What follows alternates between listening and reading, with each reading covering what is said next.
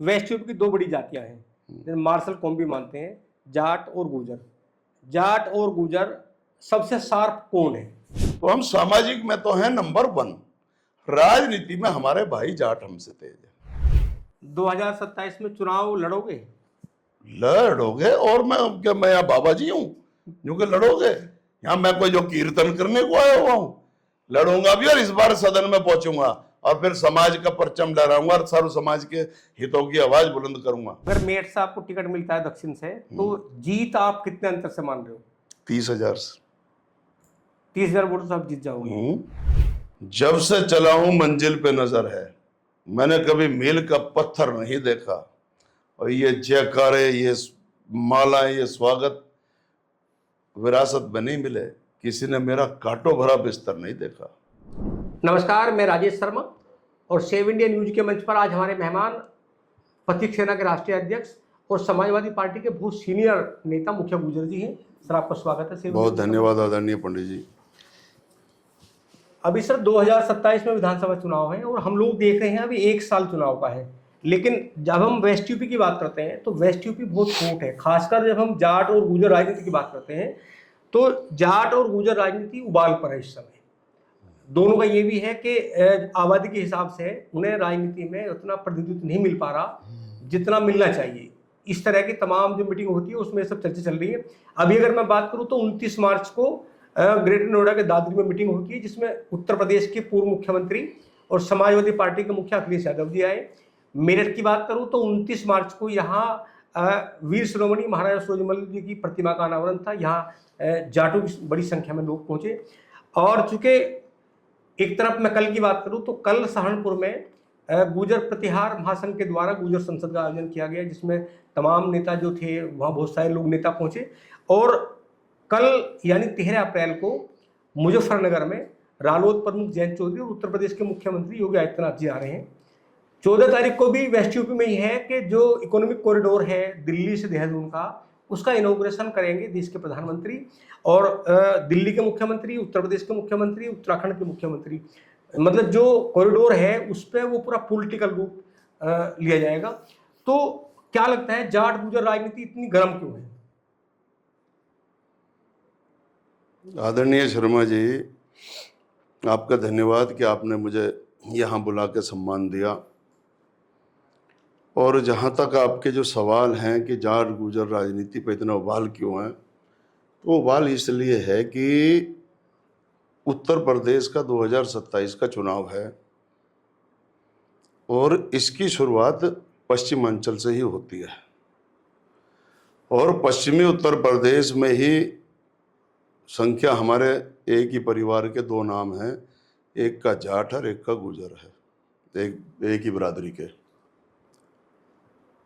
तो आपने दोनों को जोड़ के सवाल मुझसे किया, और संयोगवश ये हमारी धरती है, हमारा इलाका है, हमारा बाहुबल्य है,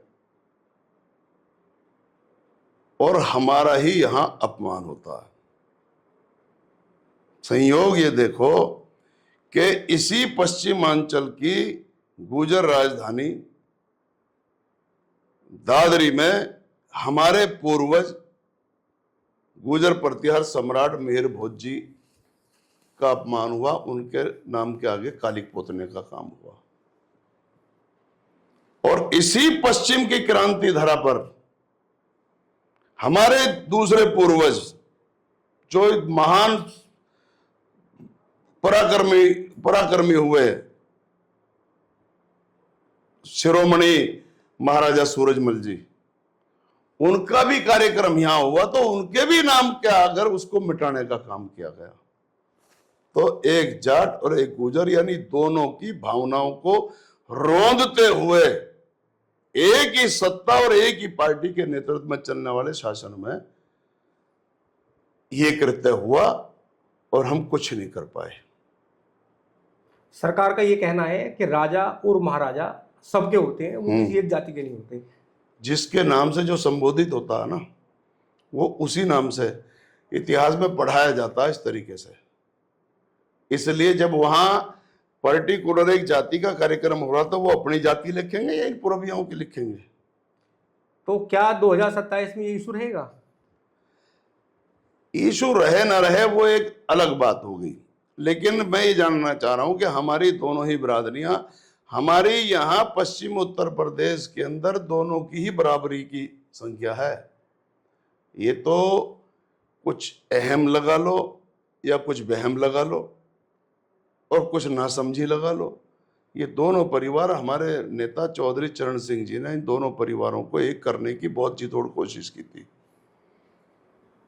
और कुछ हद तक हुए भी।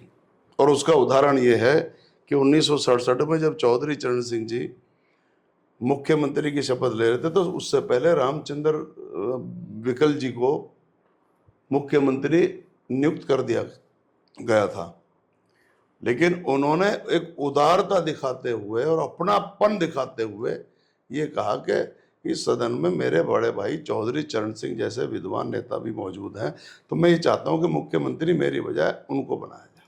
उन्होंने अपना समर्थन दिया, फिर चौधरी साहब ने उनको डिप्टी सीएम बनाया। तो इस तरीके का एकता अगर हमारी नहीं हुई तो हमारी यही दुर्गति होती रहेगी। अध्यक्ष जी, मैं बहुत सारी जो जाट समाज की मीटिंग होती है उसमें जाता हूँ। उनका कहना है कि गुर्जरों के, जो गुर्जर समाज है उनके मुकाबले जाटों का प्रतिनिधित्व कम है राजनीति में। नहीं, ये बात वो गलत कहते हैं। प्रतिनिधित्व के तौर पर हमारे जाट भाइयों में ज्यादा, हमसे ज्यादा समझ है और चेतना भी है, राजनीतिक समझ उनमें ज्यादा है। यहाँ गुर्जर और जाट में थोड़ा थोड़ा फर्क है एक विषय को लेकर, यानी कि जो जिस परिवार में मैंने जन्म लिया गुर्जर, वो सामाजिकता तो इतनी है कि वो पूरे देश में कोई दूसरा नहीं हो सकता। मतलब उनके अंदर इतनी सामाजिकता है कि समाज के नाम पर तो फिर वो पूरे पाकिस्तान का भी अगर गुर्जर होगा उसे भी गले लगा लेंगे। लेकिन राजनीतिक तौर पर मेरा ये परिवार जाट जो हमसे ज्यादा समझदार है, ये निर्णय लेना जानते हैं, ये सत्ता का उपयोग कैसे करना है उसको जानते हैं, हम लोग नहीं जानते। तो इसलिए भागीदारी तो यहां से लेकर केंद्र में इनकी ज्यादा है, जाट भाइयों की। तो यहां तो हम पिछड़े हुए हैं। मैं सर बात करूं, कल सहारनपुर में गुर्जर संसद का आयोजन किया गया। गुर्जर प्रतिहार महासंघ के द्वारा एक कार्यक्रम था, तो क्या आप थे उस प्रोग्राम में? नहीं, मुझे उसमें मैं बुलाने लायक हैसियत में नहीं था, तो मुझे बुलाया नहीं किसी ने। मैंने देखा जो समाज के बड़े नेता हैं गुर्जर समाज के, अगर मैं बात करूं, कुंवर सिंह तंवर अमरोहा से सांसद हैं। हाँ। सुरेंद्र नागर जी राज्यसभा के सांसद हैं। मलूक नागर जी बड़ा नाम है, वो चुनाव लड़े और पूर्व सांसद हैं। और अगर मैं चंदन चौहान बिजनौर में सांसद हैं लोकदल से। तेजा गुर्जर किसान मोर्चा अध्यक्ष जो है बीजेपी के, उनके वेस्ट यूपी के अध्यक्ष तेजा गुर्जर जी का बड़ा नाम है। तेजपाल नागर जी दादरी विधानसभा से मौजूदा विधायक हैं। और राजकुमार भाटी जी समाजवादी पार्टी के प्रवक्ता हैं, लेकिन इस समय उन्होंने रैली की है। एक मुख्यमंत्री तो नाम बड़ा है, बड़ा नाम है।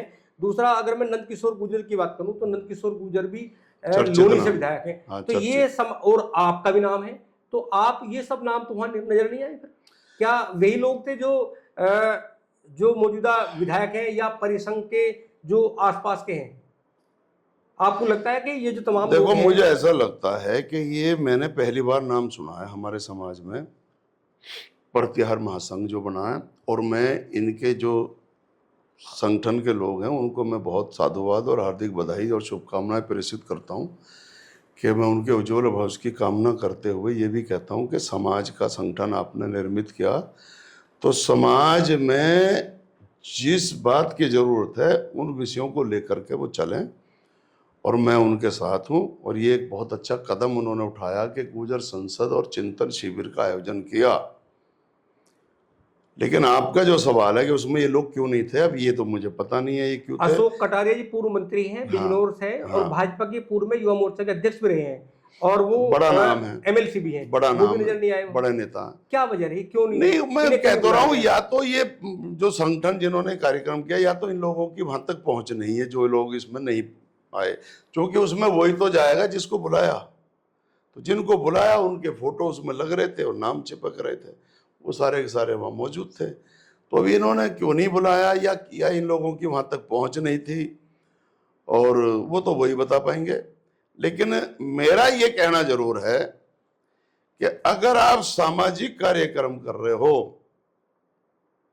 तो उसमें समाज के सभी लोगों को बुलाओ, लेकिन मंच पर उस दिन चूंकि वो समाज का कार्यक्रम है और गुर्जर संसद और चिंतन शिविर ये दो विषय हैं, तो पहले तो विषय के अनुसार आचरण होना चाहिए और व्यवहारिक तौर पर होना चाहिए था कि भाई गुर्जर समाज से संबंधित आपने संसद रखी है, तो संसद का मतलब होता है कि जन कल्याण, सामाजिक विकास, समाज में व्याप्त कुरीतियां, समाज में व्याप्त बुराइयां और समाज सुधार की दिशा में इस समाज को समाज और राष्ट्र की मुख्य धारा से जोड़ने के लिए उसकी राजनीतिक, उसकी शैक्षणिक, उसकी आर्थिक और उसकी सामाजिक स्थिति क्या है और उसको और बेहतर कैसे बनाया जा सकता, इन विषयों पर चर्चा होनी चाहिए थी, जो कि मुझे नहीं लगता वहां हुई है।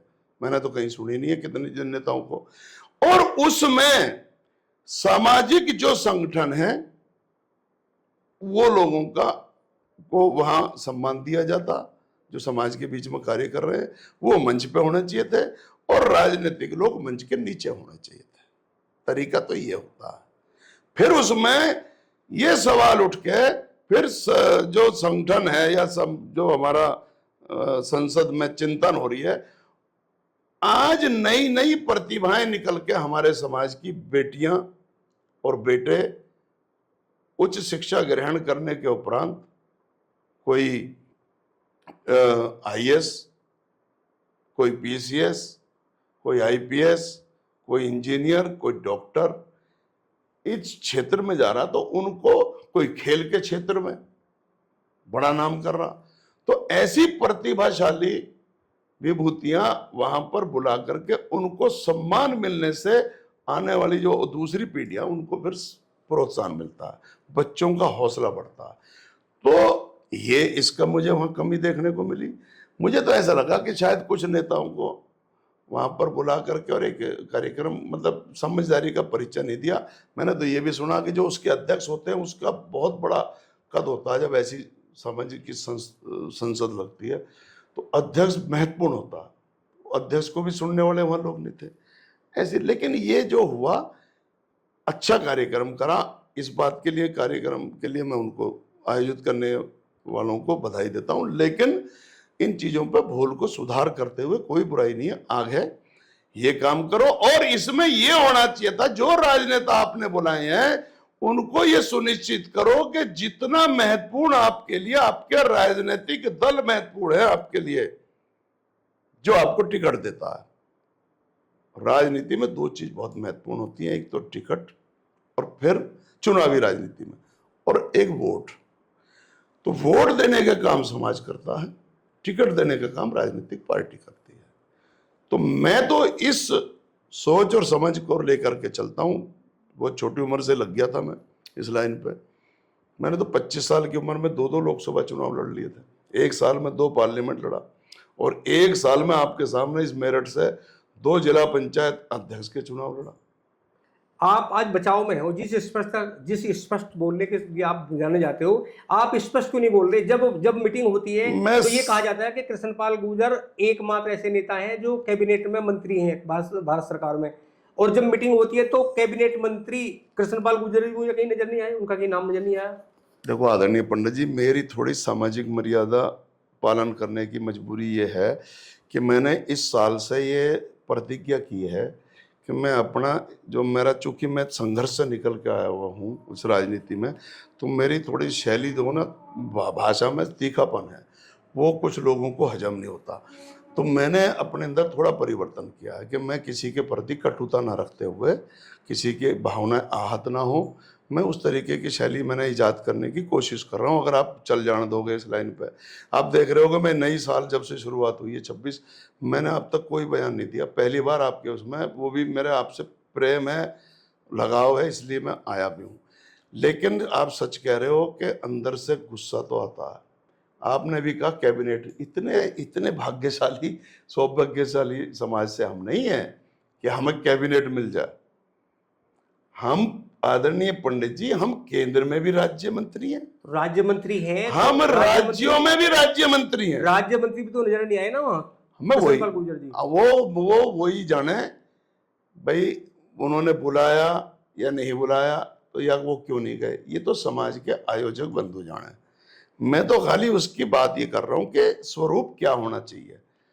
अगर आप राजनीतिक कार्यक्रम कर रहे हो तो उसमें राजनीतिक विषय होना चाहिए, आप सामाजिक कार्यक्रम कर रहे हो तो वो सामाजिक विषय होना चाहिए। मैं सर बहुत सारी सोशल मीडिया देख रहा था, सोशल मीडिया पे लगातार, तो गुर्जर संसद के आयोजन से पहले कैराना सांसद इकरा हसन को लेके बड़ा बवाल चल रहा था कि कैराना इकरा हसन वो मुस्लिम है, वो प्रोग्राम में नहीं जा सकती, लेकिन वो गई कल प्रोग्राम में इकरा हसन। देखो पंडित जी, मैं फिर आप उस बात को कहूँगा, पहले तो मैं इन आयोजक बंधुओं को बधाई देता हूं कि इन्होंने बहुत अच्छा काम किया कि एक समाज की बेटी है जो देश की बड़ी पंचायत घर में हमारा समाज का नाम रोशन कर रही है और प्रतिनिधित्व कर रही है, तो उसको बुलाया। और मैं उस बेटी को भी, इकरा हसन माननीय सांसद जी को भी मैं इस बात के लिए बधाई देता हूं और उनकी तारीफ करता हूं कि उन्होंने समाज को प्राथमिकता देते हुए उन्होंने साबित किया कि हाँ, मैं इस गुर्जर समाज की बेटी हूँ, तो वो गई। लेकिन जो आपका सवाल है कि भाई लोग विरोध कर रहे थे, ये मैं कह रहा हूँ ना, हमारे लोगों में अभी समझ का बहुत टोटा है। विषय चल रहा होता है बिरादरी का और चर्चा करते हैं मजहब पर। भाई उसका वो इस्लामीकरण हुआ उनका या वो मुस्लिम है, तो वो है उनका धर्म, वो निजी आस्था का विषय है उनकी, वो उनका धर्म है। धर्म बदला जा सकता है, जाति नहीं बदली जाती, लेकिन जाति और बिरादरी तो वो हमारी है। अगर मैं ये कह रहा हूं, आगे भी निंदा करने वालों को या जो कमेंट करने की बड़ी जल्दी में रहते हैं, बहुत से लोग तो मैंने देखा है कि आग बुझाने वाली गाड़ी में बैठे हुए इतनी जल्दी करते हैं बयान देने में। तो अगर धार्मिक बात चल रही है तो फिर हम हिंदू धर्म के गुर्जर हैं, वो मुस्लिम धर्म के। अगर बात जाति की चल रही है, बिरादरी की चल रही है, तो फिर उसमें धर्म का कहीं बीच में आड़े आना ही नहीं है, क्योंकि हम सिख धर्म को भी मानते हैं, हम इस्लाम धर्म को भी मानते हैं, हम जैन धर्म को भी मानते हैं, हम हिंदू धर्म को मानते हैं। तो जब धार्मिक चर्चा हो उस पर धर्म की बात उठाओ, लेकिन अगर जहां बिरादरी की बात आती है वहां धर्म आना ही नहीं चाहिए चर्चा में। तो ये लोगों की मूर्खता है जो इस तरीके की बातें करते हैं। फिर भी बड़ा दिल दिखाया इकरा हसन, उसने बहुत समझदारी दिखाई, पहुंची, बोली भी। नहीं, उसको चाहिए भी कि आपका हर जगह अगर इस धार्मिक उसको चोले को ओढ़ के चलोगे तो आप अपने घर में बैठ जाओगे। अगर आपको ये अंदर आपके है, आपको इस बात का एहसास है कि मैंने किस धर्म में जन्म लिया, वो एक अलग बात है, किस देश में जन्म लिया एक विषय है, लेकिन किस जाति में और किस जिले में जन्म लिया ये एक अलग बात है। तो जहां जाति की बात आती है वहां जाति के लिए जरूर बोलो, लेकिन मन में सब सारो समाज बराबर है, किसी की भावना आहत ना हो और सबका सम्मान करना चाहिए, सबको गले लगा के चलना चाहिए, मेरा ये सिद्धांत। 29 मार्च को जब मुख्यमंत्री जी दादरी पहुंचे तो उस मीटिंग के बाद में सहारनपुर बहुत होट रहा, सहारनपुर के लोगों में बहुत गुस्सा रहा। चौधरी यशपाल जी जो पूर्व कैबिनेट मंत्री थे, बड़े नेता रहे कांग्रेस के पार्टियों के, उनके बेटे हैं इंद्रसेन जी, तो उनका मानना था कि उनका अपमान हुआ, उन्हें वहाँ मंच पे जगह नहीं दी गई, मंच पे उनका नाम नहीं बोला गया और ना उन्हें बोलने दिया।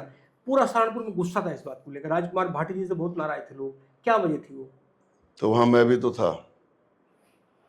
आप भी निजर न्याय बोलते हो? हाँ, मुझे बताता हूँ। चलो, ये इसमें कोई दो राय नहीं कि चौधरी यशपाल सिंह जी हमारी सामाजिक पहचान, हमारे सामाजिक स्वाभिमान और मान प्रतिष्ठा के प्रतीक।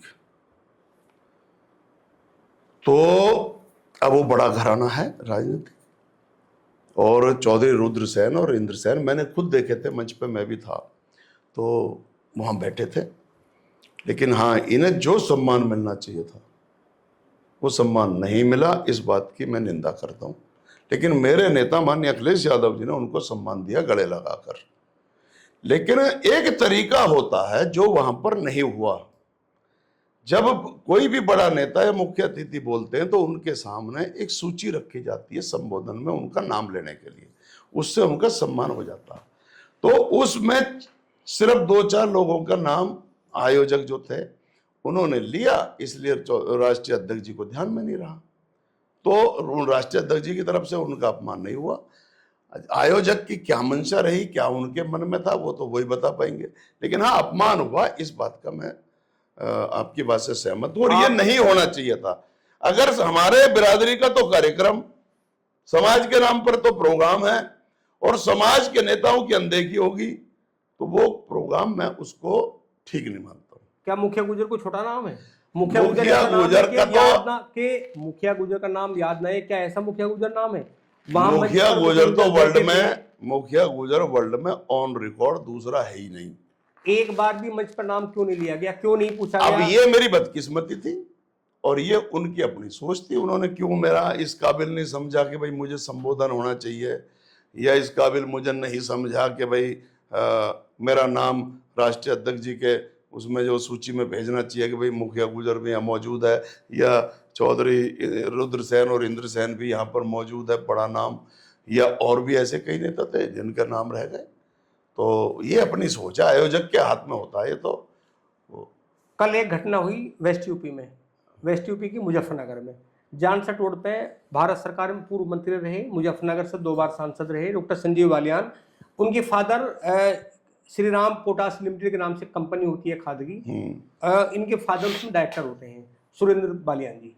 वहाँ सेंट्रल जीएसटी का छापा पड़ा और बताया गया कि जीएसटी की चोरी पकड़ी गई। तो ये आप सामान्य घटना मान रहे हैं? ये एक बहुत बड़ी बदले की, क्यों ऐसा हुआ, कोई रिएक्शन है क्या? बदले की भावना से की गई कार्रवाई प्रतीत होती है, और ये निंदनीय है, और इसके मैं घोर निंदा करता हूं कि जिस शासन प्रशासन शासन का हिस्सा हमारे ही परिवार के चौधरी संजीव बालियान जी 10 साल तक लगातार मिनिस्टर रहे, लोकप्रिय नेता हैं, और उनके खिलाफ इस तरीके की घिनौनी कार्रवाई करना, इसका मतलब सीधा सीधा पहले हमारे महापुरुष को अपमानित करने का काम किया, जो महाराजा सूरजमल जी वाले कार्यक्रम में जो जाट शब्द को हटाया, उसकी मैं घोर निंदा और दुखी भी हूं मैं उस बात से। और दूसरा, उस कार्यक्रम में पंजाब के मुख्यमंत्री भगवंत सिंह मान जी ने केंद्रीय हमारे प्रधानमंत्री और गृह मंत्री जी के खिलाफ बोला, और हमारे मेरे साथी हैं, दोस्त हैं मेरे अच्छे, राजस्थान में साथ ही रहते थे, हनुमान बेनीवाल जी, मैं 12 साल राजस्थान रह के आया हूँ, तो जब वहाँ मेरे मित्र हैं, हनुमान बेनीवाल जी बहुत जबरदस्त नेता है, तो उन्होंने बोला, और उनकी मौजूदगी में बोला संजीव बालियान जी की, तो ये इस बात का बदला उनसे लिया गया, उनको अपमानित करके, जिस तरीके की आप कह रहे हो कि छापा मारा हुआ। और कुछ इसमें राज्य सरकार का भी है, क्योंकि योगी बाबा उनसे कटते हैं, तो इसलिए ये ठीक नहीं है कि, और उसी पार्टी में यहाँ ये बड़ी अच्छी इसमें सुविधा है, बीजेपी में मैं भी रह के आया 14 साल, कि यहाँ दुश्मन बाहर से नहीं अडॉप्ट करना पड़ता, दुश्मन आपकी किसी न किसी जेब में ही बैठा मिलेगा भाजपा में, तो वो कहीं और से नहीं, वो सारी चीजों को बड़े घुनने किस्म के लोग हैं, बड़े गौर से देखते रहते हैं, और फिर जब मौका देखा वहीं कार्रवाई। वेस्ट यूपी की 2 बड़ी जातियां हैं, मार्शल कौम भी मानते हैं, जाट और गुजर। जाट और गुजर सबसे शार्प कौन है? शार्प मतलब देखो, गुजर सबसे ज्यादा दिमागदार कौन है, जाट या गुजर? नहीं, दिमागदार मतलब विषय बताओ कि सामाजिक रूप में तो दोनों समझदार हैं, और राजनीतिक सामाजिक रूप में आपको बता रहा हूं, दो पहलू होते हैं या 2 चेहरे होते हैं समाज के, एक राजनीतिक और एक सामाजिक। देखो, सामाजिक रूप से तो गुजरों का कोई तोड़ नहीं है। अगर हमारा कहीं, मान लो मैं पाकिस्तान बॉर्डर पे जेल में बंद था, वहां बाड़मेर में, एक उदाहरण दे रहा हूं शॉर्ट में, बाड़मेर जिले में आरक्षण आंदोलन में, तो वहां पूरे जिले में गुजरों का एक भी घर नहीं है, सर्वे हुआ था उसमें आया, जैसलमेर में भी नहीं है, बाड़मेर में भी, वहां जाट बहुल इलाका है, बिश्नोई और राजपूत। तो वहां सिपाही था एक मोहन नाम का, हिदायत अली वहां के वो थे जेलर।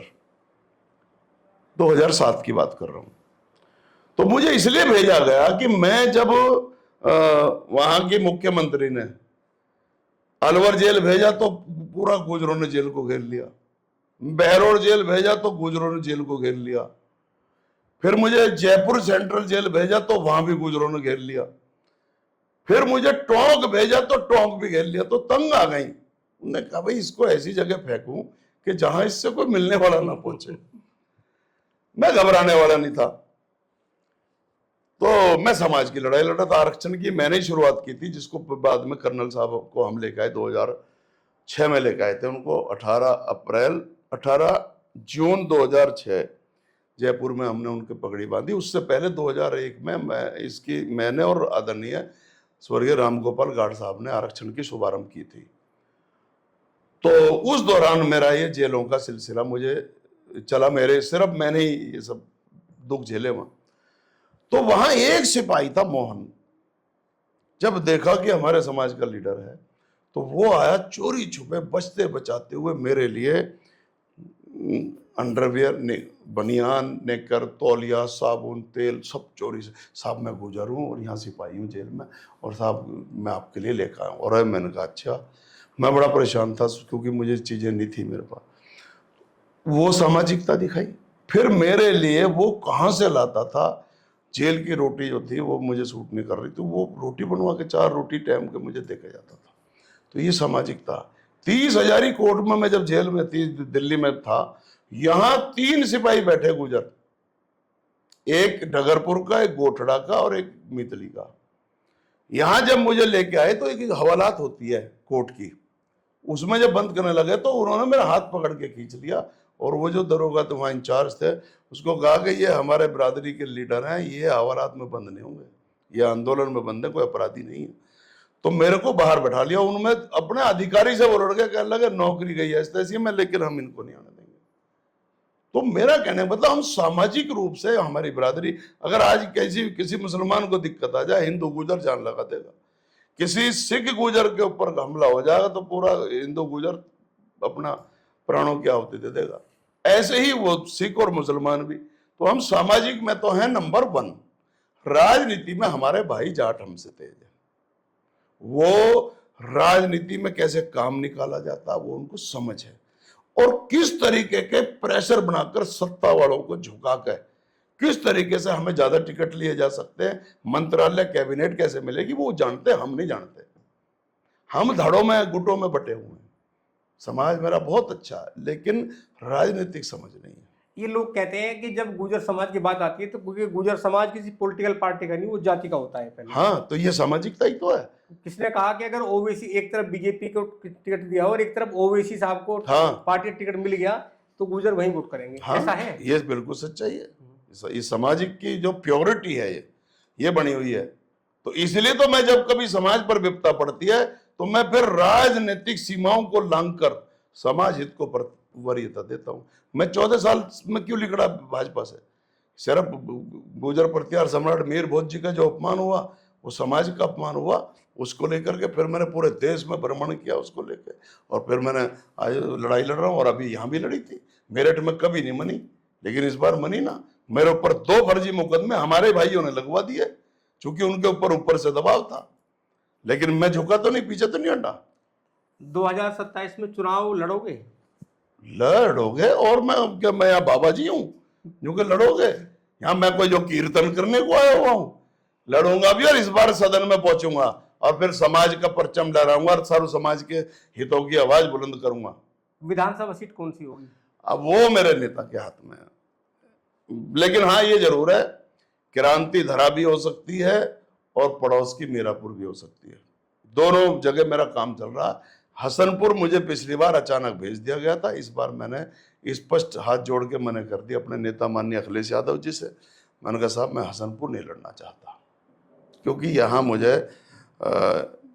नजदीक भी पड़ता है, फिर सबके सुख दुख में मैं पहले से ही आना चाहता। मेरठ में कौन सी सीट है जो आपके इस समय टारगेट पे है? बस मेरठ में तो दक्षिण है और मुजफ्फरनगर में मीरापुर। हाँ, और वहाँ मीरापुर है। दक्षिण में आपको लगता है कि टिकट मिलने की संभावना है? समाज के पास ही रहेगी सीट। समाज को तो अपने पास चाहिए ना। अब भी तो समाज के पास है। कह तो रहा हूँ, समाज को तो अपने पास ही चाहिए ना। तो अब उसके पास है, अगली बार मेरे पास हो जाएगी। तो भाई भाई है, उसमें हम क्या दिक्कत। अगर मेरठ से आपको टिकट मिलता है दक्षिण से, तो जीत आप कितने अंतर से मान रहे हो? 30,000 से। 30,000 वोट से आप जीत जाओगे, मतलब दृढ़ विश्वास है? ओह, कर्मयोगी हूं ना मैं। ये ध्यान रखना, जब से चला हूं मंजिल पे नजर है। मैंने कभी मील का पत्थर नहीं देखा। और ये जयकारे, ये मालाएं, ये स्वागत विरासत में नहीं मिले। किसी ने मेरा कांटों भरा बिस्तर नहीं देखा। आप शायरी बहुत अच्छी कर लेते हैं, तो हमारे जो श्रोता, जो हमारे दर्शक है, वो जानना, वो सुनना चाहेंगे आपसे।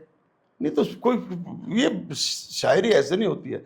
शायरी होती है विषय के हिसाब से, यानी कि माहौल के हिसाब से, कि किस आपके सामने क्या माहौल है। अभी जैसे ये आपने कहा कि आप जीत जाओगे, तो मैंने कहा मंजिल पे, तो मंजिल पाने वाली बात थी। गुर्जर संसद ने आपको नहीं बुलाया, तो वो जो व्यथा है उस पे नहीं, मेरी काहे की व्यथा होती। नहीं बुलाया, वो बुलाते तो हो सकता है कि मैं जाने पे विचार करता कि भाई ये वहां जाने वाला माहौल भी है या नहीं है। मैं ऐसा नहीं है कि मैं मंचों का भूखा हूं, मुझे तो फुर्सत ही नहीं मिलती। मैं हर जगह नहीं जाता हूं। कभी आप सोच रहे हो, बहुत से लोग मंच ढूंढते हुए फिरते हैं यहां से लेकर कहां कहां, लेकिन मैंने कभी मंच का भूखा नहीं रहा। मैं मुखिया गुजर जहां खड़ा हो जाता वही मंच बन जाता, इसलिए मैं मंच का भूखा नहीं हूं। लेकिन हाँ, ये जरूर है कि आज समाज जिस दौर से गुजर रहा है, तो उस दौर के लिए हमें राजनीतिक भागीदारी भी चाहिए और सत्ता में हिस्सेदारी भी चाहिए। क्योंकि हमारे जिस तरीके से बच्चे ये जो बच्चे, इनका सिलेक्शन हो रहा है ना, कोई आईएएस बन रहा, कोई आईपीएस बन रहा, पीसीएस बन रहा, ये इनका बनना भी निरर्थक हो जाएगा यदि गुर्जर समाज की राजनीतिक या सत्ता में भागीदारी ना हुई तो। क्योंकि ये साइड में बैठे इंतजार करेंगे कि कोई ऐसा आवे कि जो मुख्यमंत्री से कह करके और हमें कहीं पोस्टिंग दे सके, समझे नहीं। तो इसलिए समाज ये कह रहा है कि दस्ते तन्हाई से अब कौन निकाले मुझको। ये गुर्जर समाज की पीड़ा है। दस्ते तन्हाई से, दस्त कहते हैं जंगल को, यानी हम तो इसके राजनीति के वीराने में है ना, तो जंगल को कहते हैं दस्त।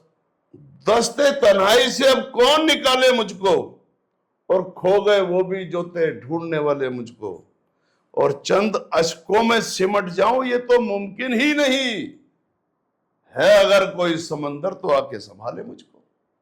तो जिसका हृदय इतना समंदर के जितना विराट होगा, ये समाज का दुख और दर्द वही सहला सकता है, वही हमें मुख्य धारा में ला सकता। तो इन बच्चों को हम जो पढ़ लिख करके आज इतने काबिल बने हैं, उनके साथ न्याय तभी होगा जब हम सत्ता में भागीदारी लेंगे। और सत्ता में भागीदारी जब मिलेगी जब गुर्जर समाज के ज्यादा से ज्यादा लोग चुन करके जाएंगे और उस पार्टी और उस नेता के पास अपनी इतनी हैसियत रखते हो कि उनसे अनुनय विनय करके आप अपने बच्चों को भी कहीं ना कहीं पोस्टिंग दिला सको। और वो पावर जब होगी जब ज्यादा से ज्यादा जीत के जाएंगे, और जीत के जब जाएंगे ज्यादा जब टिकट ज्यादा होंगे। मैंने अपने नेता से, माननीय अखिलेश यादव जी से 15 टिकट इस समाज के लिए मांगे हैं। इनमें से एक चैलेंज कर रहा हूं, जो संसद भवन में जा रहे हैं या कहीं जा रहे हैं या कोई सदन में जा रहे हैं, कि ये जिस पार्टी में भी हैं, कि कौन सा इतना नेता हैसियत रखता है कि जो अपने राजनीतिक पार्टी या नेता से समाज के लिए आप लड़ सकते हो। अपनी अपनी लड़ाई लड़ते हैं सब। मैंने जो है समाज से 15 लिस्ट बना के दे रखी है कि 15 टिकट दीजिए आप हमें समाजवादी पार्टी से, फिर देखो कैसे समाज आगे बढ़ेगा या जीत के जाएगा। तो ये है। तो आज मुखिया गुर्जर जी 7 इंडिया न्यूज के मंच पर थे पॉडकास्ट में, और आप वास्तव में चूँकि सामाजिक हैं और लगातार संघर्ष करते हैं, किसान नेता भी हैं। जब गुर्जर आरक्षण की बात होती है तो ये उन 10 नामों में एक बड़ा नाम था जिन्होंने कश्मीर से लेकर राजस्थान पाकिस्तान के बॉर्डर तक इस जंग को लड़ा, और हालांकि लड़े तो फिर सफलता भी मिली। आज 7 इंडिया न्यूज के मंच पर आए सर, आपको बहुत बहुत धन्यवाद। बहुत धन्यवाद पंडित जी, बहुत बहुत धन्यवाद। नमस्कार। आप लगातार बने रहिए। कल हमारे जल्द दूसरे मेहमान होंगे और पॉलिटिकल सामाजिक जो मुद्दे हैं वेस्ट यूपी के, इस पर हम लगातार संवाद करेंगे। नमस्कार।